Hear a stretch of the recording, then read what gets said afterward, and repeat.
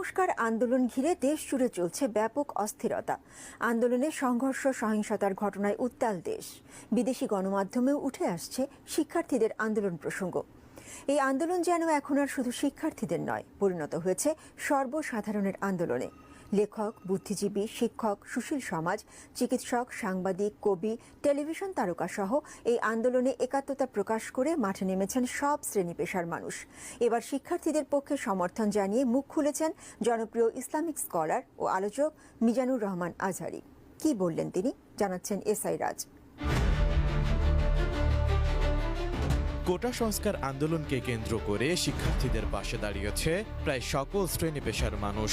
আন্দোলনে সরব হয়েছে শিক্ষক, আইনজীবী, সাংবাদিক, বুদ্ধিজীবী, অভিনেতা সহ দেশের প্রায় সকল মহল। শিক্ষার্থীদের আন্দোলনের সঙ্গে একত্রতা প্রকাশ করে নানা কর্মসূচিতে শামিল হচ্ছেন তারা।